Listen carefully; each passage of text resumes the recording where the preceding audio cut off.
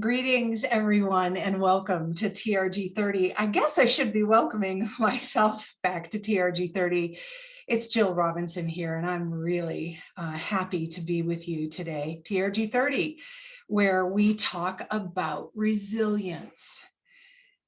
Resilience. And this fall, those two words are really important to be joined together. TRG 30, we talk about bold change for it. And since last June, when I talked about the 7 ways that I was seeing that we were going to need to dig in and create change for this resilience and recovery. Since then, I have been studying this word, resilience, for myself personally, been studying it academically and practically. And the more I've looked at it, the more I've learned that a key component of resilience is the ability to accept and lean into and harness change. Now, you'd think the change I'm referring to is this change of the pandemic and the times in which this pandemic happened. Yes, of course I am, but also this. Today, we're going to talk about the fact that this pandemic is happening in the 21st century. The 21st century is the beginning of the 3rd millennium. It's mind-blowing, this shift of time that this pandemic is happening in. And now in our sector, so crucially affected, critically affected by this pandemic time, is returning to live, or has. You're in some phase, some state of live performance, events, classes, whatever, in the 21st century. And yet, I have been in hundreds of conversations, client meetings, workshops, classes. And what I've learned tells a story that many of us, are you holding on to the 20th century, the beliefs and attitudes, practices, and I dare say those 20th century practices and that orientation is not going to serve us now as we move forward past this pandemic. So today, are you ready for some time travel? Because it's time, and time travel is exciting, I would argue. As always, I'm going to want you to listen for some things. In fact, as our team has begun saying, close down your emails, I've got you for 30 minutes. Hang on and hang with me. Close out the emails, close out the browsers, take out a pencil and a piece of paper, and let's think about 3 things together as we are talking together and looking at this 21st century and resilient change. The first is this: learning curves. If you're like me, you feel like you've been on a lot of them over the past 18 months, 2 years. And if you do, I say that's good. It's a required part of becoming learning agile, which is something that I'm going to talk about today. But be aware of that. Are you in a learning curve right now, or a variety of them? Celebrate that. Know that that's part of your moving to a future state. The second that we always talk about is action, but with this framework in mind for today, it takes time to learn new actions. So imagine your organization in 2031, and then think about the actions that you might need to take to get yourself to a very different place by 2031. What are the skills that you need to have, resources that you need to gather so that you have capacity to take that action in the right way? And the third is, in fact, about that exactly: resources.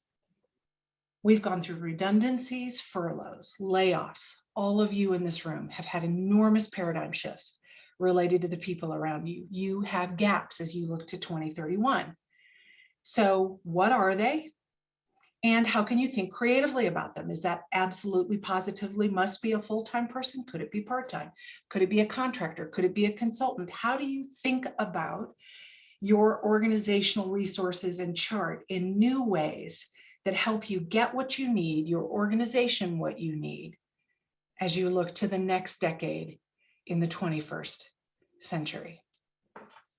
Okay, so here we go, and here's where we are, folks. It is, in fact, the 21st century, and even Rupert Murdoch had to acknowledge that and create change. Today, we're going to celebrate the organizations and leaders that are keeping an eye on this new century, building their organizations toward their 2031 futures. And much like them, at TRG, we've had to go through change, but we've been inspired by it. I have to tell you, this adaptation. We're working differently, we're focusing differently, doing research and developing services, all with a fresh eye of your 2031. Today, though, we are in 2021, and I'm bringing 5 actions that you can take now. Some of them are super practical, and you can start to implement them now. And some of them will take time to develop, but all of them require leadership attention. I'm going to introduce them next, but you have your chat open.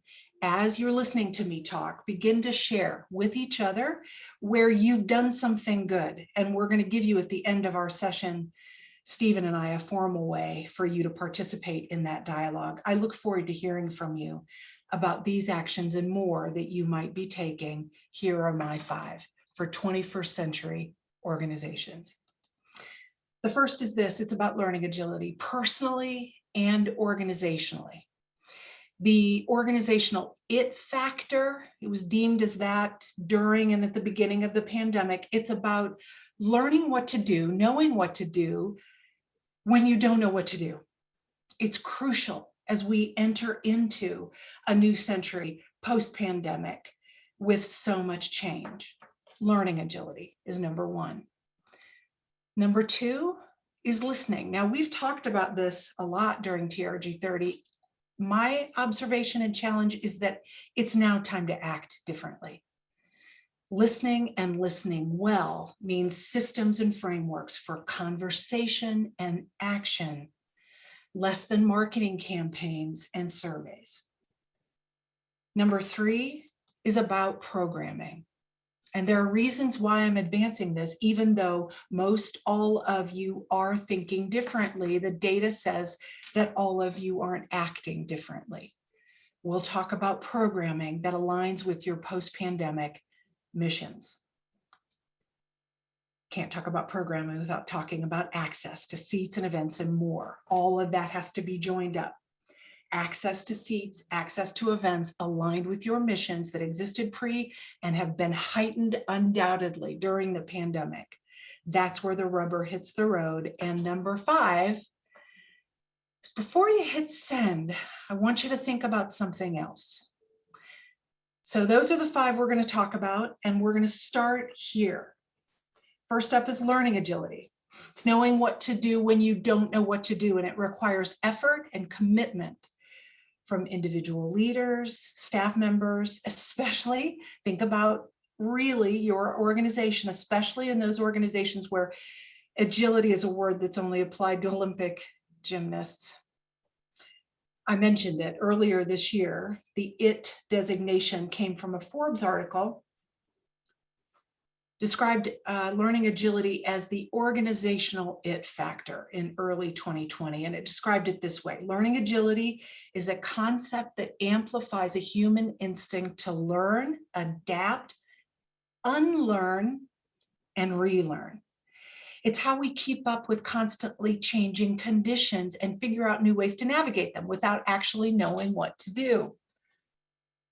Fostering leaders, listen, department leaders, fostering a workplace culture that is open to new ideas and empowers employees of all levels to challenge the status quo and drive change, which is a tremendous departure, Forbes says, from yesterday's hierarchical structures.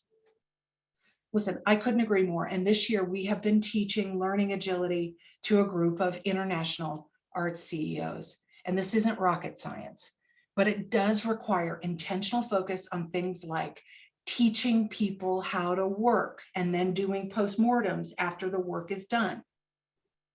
Slowing ourselves and our organizations down so that we seek and receive feedback. Seeking new experiences, asking, is the old way the right way? Are we sure about that? Are we sure we shouldn't be doing something different? And practicing being comfortable with being uncomfortable, which I know we are tired of right now, but it is a skill, it's a muscle that needs to be developed. Here's one more thing. Having diverse perspectives helps create learning agile environments. There's a terrific article, Stephen's going to put a link in chat right now, from Harvard Business Review. It's entitled Teams Solve Problems Faster When They're More Cognitively Diverse. The article explains why this is true, but here's my net. There are so many reasons why we should be recruiting diverse people with diverse experiences and perspectives. Learning agility is just one more. Learning agility. It's an area for leadership and organizational focus. Second, listening. If your organization, and I know you do, desires audience growth beyond this pandemic, yes, we will, the Forbes article, yeah. If your organization desires audience growth, community connection that's different as a result of, and even prior to this pandemic, but what you do right now is going to have an outsized impact. We've talked about that. Your existing audiences, your existing patrons, your new audiences, new visitors, they have to be seen and heard and talked to in real ways now more than ever. Now, I know you've been engaging with them. You've been talking to them about their confidence in return. You've been sending them surveys, but it needs to and must go deeper than that now. We've got to involve them in dialogue, share with them whom we're working to become. I'm talking about programs that enable closed loop conversations that are designed to foster relationships more than marketing campaigns to deploy surveys, to acquire data, especially if they're among the new group of visitors or audience members or participants that you engaged in digital offerings last year or currently. Omaha Performing Arts, OPA, it has one of the leaders that I see reaching toward this 21st century. Her name is Joan Squires. OPA is listening. They're mapping the experiences of their patrons so the administration can see at the granular level potential pain points and positive points. It's gathering net promoter scores. If you don't know so much or are unfamiliar with net promoter, look back to the TRG 30 with Fred Reichelt about net promoter. They're deploying those, discussing the feedback with Joan, OPA's president, and senior leaders. The idea is to develop empathetic ears to different audience segments at specific times during this return and after, so that they can hear and respond accordingly, and then act, always action. Closing loops in communications, emails that said, we heard you, here's what we're doing. Phone calls that say, I'm curious about understanding more. And more one-on-one kind of conversations like those can happen in lobbies, in donor lounges. 21st century arts organizations, cultural institutions know that their successful futures rely on successful relationships today. How we listen and engage as if we're in a relationship matters. Programming. I know you're thinking about programming. I know your programming intentions are designed to continue to, if you've already been on this path, or start connecting with broader swaths of your communities. I can tell you that we're seeing smart operators today, 21st century ones, using the data, the listening data I just described and more, as well as broadening the table around programming decisions to shape those curatorial and programming plans. But, really the question is, if our objective is to create the programs, is it actually happening?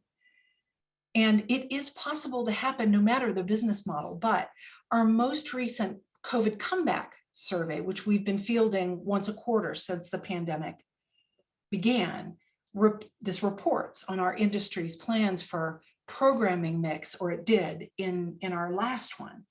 And it told us this, that just 66%, or rather 66% in the US and 58% of UK organizations plan on keeping the exact same programmatic mix as they did pre-pandemic. In Canada, things are happening differently. Just 33% of Canadian organizations are planning on keeping the same programmatic mix. What I know about that country is that those leaders, artistic and otherwise, are on a path, national path, to help with the reconciliation that they must do with their Indigenous colleagues, stakeholders, communities. And to them, I say bravo. And to other countries, organizations, I say courage. We need it now. Now, producing organizations have a direct ability to alter plans. And one of those that is doing that is Shakespeare Theatre Company. They have someone in their artistic leadership position, Simon Godwin, whom I describe as a virtuously strident leader. They have a whole programmatic mix that's changing to reflect a 2030 future. Something that caught my attention was a drama that they're planning for this coming year about pioneering Black actor Ira Aldridge. He was one of only 33 English actors honored at the Shakespeare Memorial Theatre in Stratford-upon-Avon, and the only one of African-American descent. There's also new models in artistic curation and decision-making. You've likely heard about several of them. The Wilma Theater is changing the way that planning table is set through their next chapter artistic plan. The board has hired 3 co-artistic directors to work with the company's co-founding artistic director, and each is bringing their own distinct set of experiences, lived and otherwise, to the Wilma, with the goal that they have a diverse perspective in their programmatic mix. Presenting and receiving houses, you're more limited. I know you are limited to what you can book, but I have questions about that. Like, is local talent available that might better reflect the tone and the needs in your community? And what are you telling agents from whom you purchase talent about your needs so that they can start to plan? The truth is that everyone is beginning to, or has long recognized, the need for diverse artistic planning. So I say go out and get it. We have a UK client that is a receiving house that's developed a multidisciplinary series that's focused on social justice. And they've done that and planned that with their community and staff, involving them in it, developing it together, curating national and local talent to deliver on what matters to their community. And also, you may have heard, in the UK, Mawa Theatre Company, it's the country's first all-Black, all-female Shakespeare company. It represents women of the African diaspora. New kinds of programming decisions, artistic curation, and leadership are emerging. I encourage us to use these new models so that we better reflect the communities that we serve. Can't talk about programming, though, without talking about inventory and seats and access to them. And this is really where the rubber hits the road. Talk is cheap. Our intentions are cheap if we don't act to create access. And candidly, I see few leaders willing really to disrupt the status quo with their loyalists. Your boards want this, you want this. Everything that we do and the access that we provide tells our community about our intentions and sends a message. An organization that is inspiring me to this point is the Virginia Symphony Orchestra. Karen Fillion is a 21st century leader. She's created a way to ensure and measure the organization's commitment to new audiences and new community engagement. They've created a catalyst team. It's made up of marketing, development, and community outreach, and they're working together to invite new communities to access specifically held seats for the Catalyst program. So they're held and they know as a team if they're actually making progress in utilizing those seats. They're excellent seats, it's the point. And the goal is not only to invite, but also to deepen over time the relationship between new communities and the Virginia Symphony. 21st century organizations are going to do this job of matching up access with intention. It is hard work, but it is brave work, and it's required so that new communities can see themselves in the spaces that they choose to inhabit. And finally, before you hit send, it kind of falls into the everything that's old is new again category, but in an era where everyone's glued to their phone, every meeting happens in Zoom, a piece of mail in your physical mailbox, if you still have one, probably could feel distinctively old school. And yet, this novel communication method is more engaging now than ever, and to younger demographics who are frankly drowning in a sea of digital and email communication. According to the Data and Marketing Association, the average direct mail response rate is now 5 to 9 times higher than email.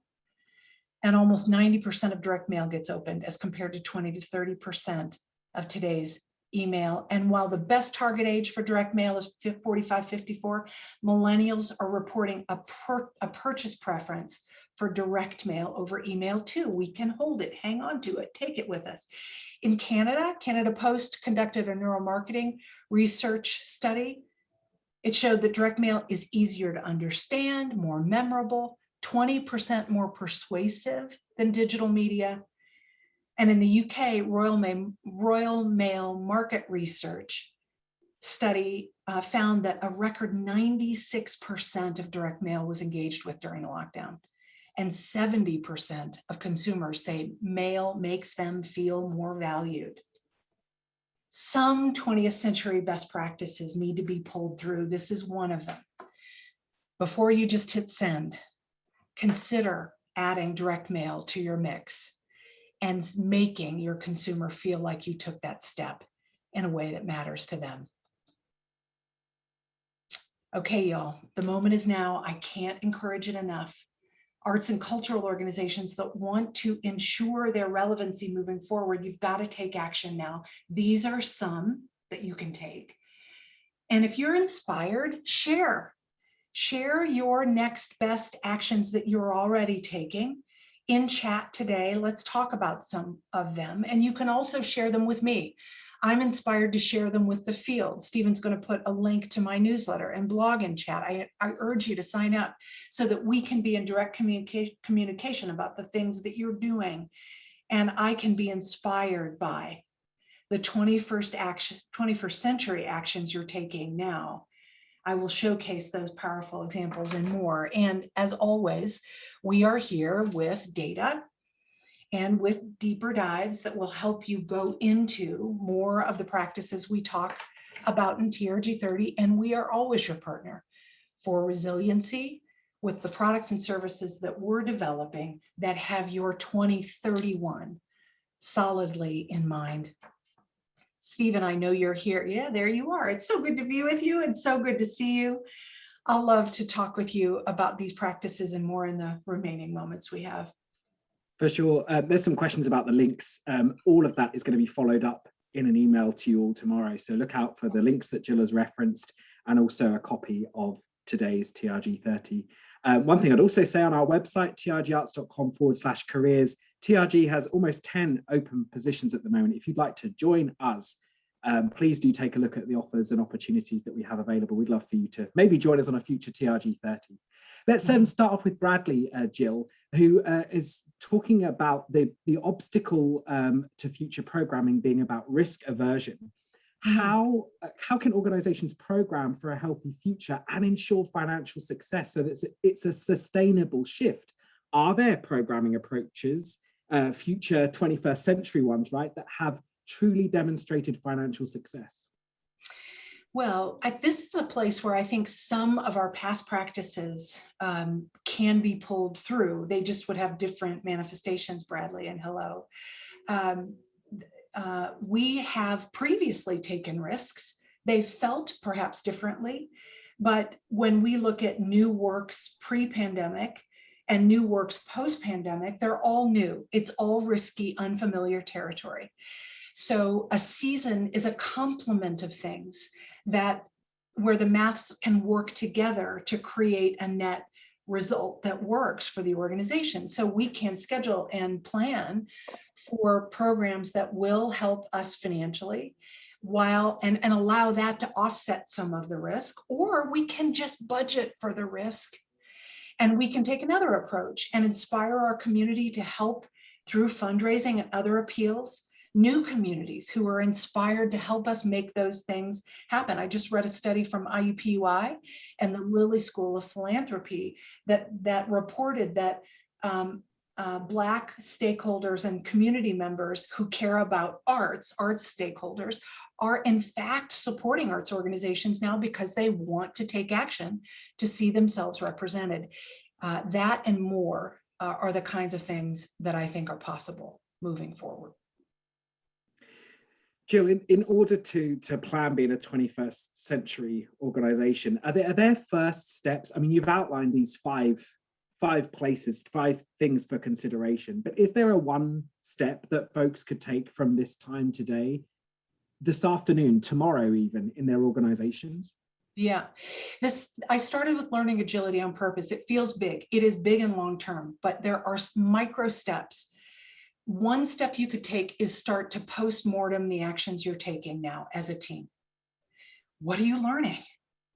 Developing the appetite to say, this worked, this failed. What did we learn from that failure as an ensemble? Collective learning, that is one of the most, if not the most powerful shifts that we can make to get to our 2030 future, is developing a group of people who are able to create change, test and learn, test and learn, test and learn, postmortems. We do that for TRG 30, right, Jill? We listen to the feedback, we respond to that, we make adjustments and consider what we've heard before. Thank you, and thanks all for joining us. That 30 minutes has zoomed by again, as it were. We'll be back in a couple of weeks. Look out for our follow-up to this tomorrow, and we'll send you that link to join Jill's blog too. And we look forward to seeing you all again soon. Take care and enjoy the rest of your week. Thanks so much, everyone. Bye-bye.